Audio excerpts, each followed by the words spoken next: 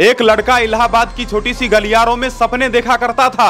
पूरे इलाहाबाद पर राज करना है, पूरे इलाहाबाद पर अपना कब्जा जमाना है। उसने अपना सपना साकार भी कर लिया, जिसके लिए उसने सैकड़ों अपराध करा। उसके बावजूद भी उसे ना तो पुलिस वालों का डर था, ना ही अपने जिंदगी का डर था। नाम था अतीक अहमद।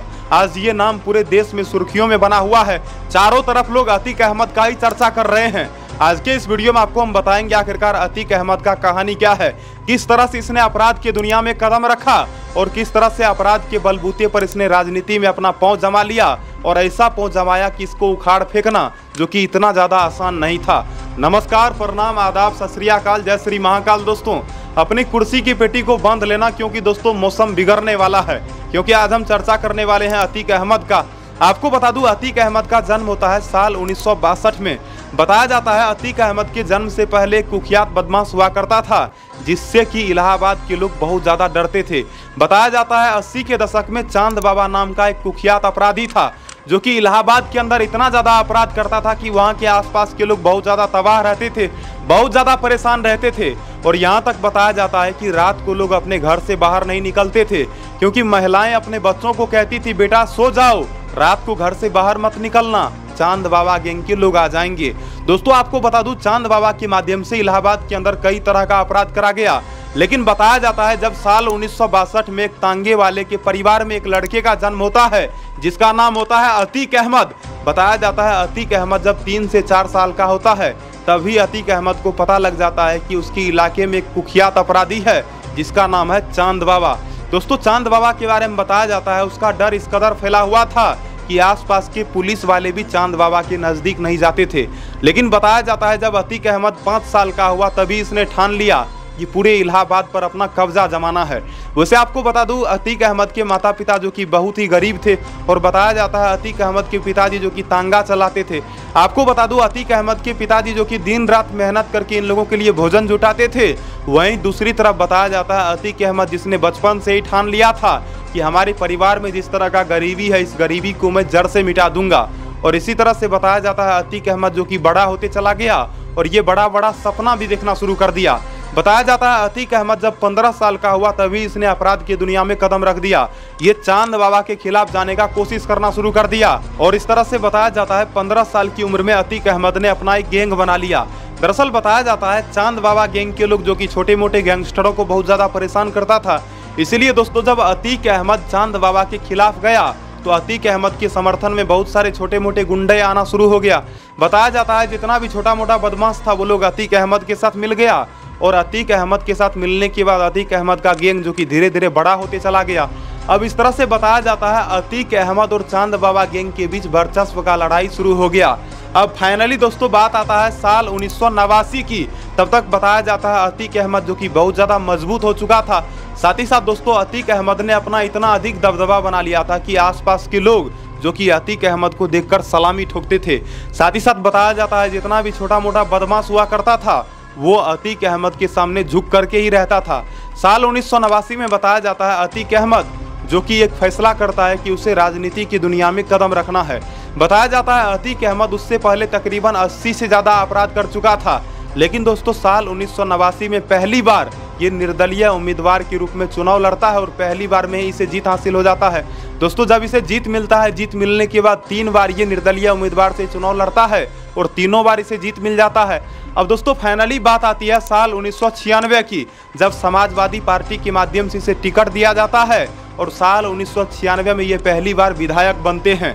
दोस्तों, 4 बार ये विधायक बनते हैं। साथ ही साथ साल 2004 में ये सांसद भी बनते हैं। दोस्तों, साल 2004 में अतीक अहमद के जिंदगी में एक ऐसा मोड़ आता है जो अतीक अहमद के जिंदगी को पूरी तरह से बदल के रख देता है, जिसके बारे में अतीक अहमद ने कभी कल्पना भी ना करा होगा।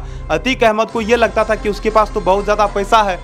अतीक अहमद को ये लगता था कि उसके पास तो बहुत ज़्यादा जनशक्ति है, उसके पास लोगों का भी बहुत ज़्यादा संख्या था, और ये बात सच भी है।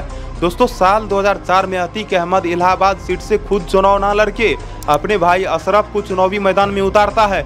लेकिन दोस्तों, साल 2004 में इलाहाबाद सीट से अशरफ जो कि चुनाव हार जाता है और राजू पाल को जीत मिलती है। इस बात से अतीक अहमद को बहुत अधिक चिढ़ हो जाता है और अतीक अहमद तभी ठान लेता है कि राजू पाल को जिंदा रहने ही नहीं देना है।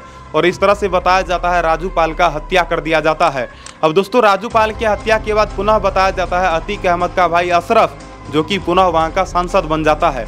अब दोस्तों अशरफ जब सांसद बनते हैं तो अशरफ के सांसद बनने के बाद बताया जाता है अतीक अहमद जो कि और भी कई तरह का अपराध करना शुरू कर देता है। एक तरफ तो इसके पास धन दौलत था ही, दूसरी तरफ इसके पास सत्ता का भी पावर था। तो दोस्तों इस तरह से अतीक अहमद का दबदबा वर्चस्व जो कि और भी ज़्यादा बढ़ता ही चला गया। और आपको बता दूं कि जहां तक बात था चांद बाबा का, तो चांद बाबा जो कि अतीक अहमद के सामने मानो की धूल में उड़ गया था, तो चांद बाबा का तो नामो निशान इसने मिटा दिया। दोस्तों इस तरह से बताया जाता है अतीक अहमद जो कि अब अपना शौक को पूरा करने में लग गया। अतीक अहमद के बारे में बताया जाता है ये साफ साफ कपड़ा पहनना, साथ ही साथ महंगे महंगे कार पर चढ़ना, महंगा महंगा हथियार रखना, बस यही सब चीज़ इसको बहुत ज़्यादा पसंद आता था। साथ ही साथ बताया जाता है विवादित ज़मीनों पर कब्जा करना, ये सब धंधा भी अतीक अहमद किया करता था। दोस्तों अतीक अहमद के बारे में बताया जाता है ये इसके बाद और भी कई तरह का अपराध करना शुरू कर दिया। और बाद में दोस्तों बात ऐसा होता है कि मायावती का सरकार आ जाता है।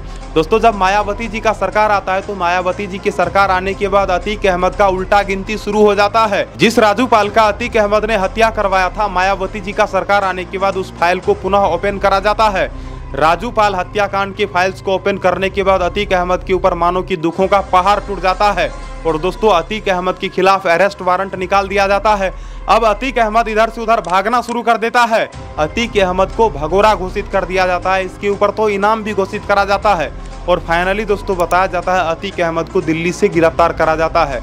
तो इस तरह से दोस्तों अतीक अहमद जो कि जेल चला जाता है और बाद में उत्तर प्रदेश के अलग अलग जेलों के अंदर में रहने के बावजूद भी ये जेल के अंदर से ही आपराधिक सिंडिकेट को संभालता है, जेल के अंदर से ही ये नेता नगरी चलाता है। और दोस्तों बताया जाता है अतीक अहमद जेल के अंदर रहने के बावजूद भी अपने बेटों के माध्यम से कई तरह का आपराधिक काम करवाता था। वैसे आपको बता दूं अतीक अहमद के बारे में ये भी बताया जाता है इसका कनेक्शन आतंकवादियों के साथ भी था।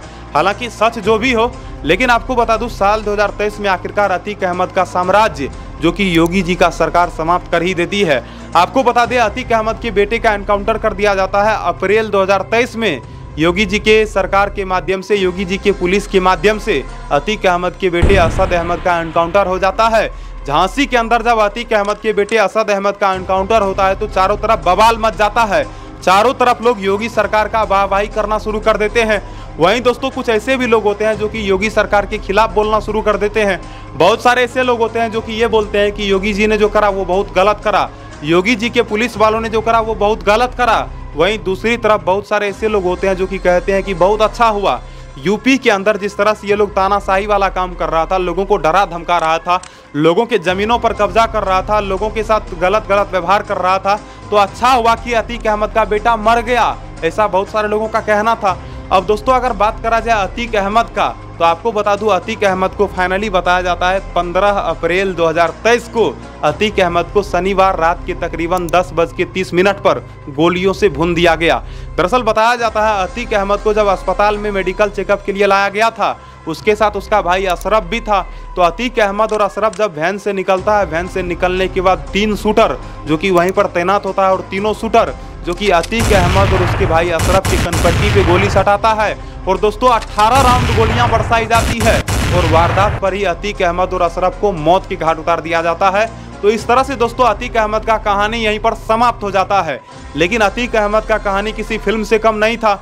अतीक अहमद का जन्म एक बहुत ही गरीब परिवार में होता है और गरीब परिवार में जन्मने के बाद ये सोचता है कि मुझे बहुत बड़ा आदमी बनना है। तो दोस्तों फाइनली ये बंदूक के नोक पर बड़ा आदमी तो बन जाता है, इज्जत प्रतिष्ठा लेकिन नहीं कमा पाता है। आज अतीक अहमद के मरने के बाद बहुत सारे लोगों को ऐसा लगता है कि बहुत बड़ा माफिया मर गया और अच्छा हुआ कि एक माफिया मर गया, ऐसा लोगों का कहना है। बाकी दोस्तों अतीक अहमद का कहानी आपको कैसा लगा कमेंट सेक्शन में लिख के बताना।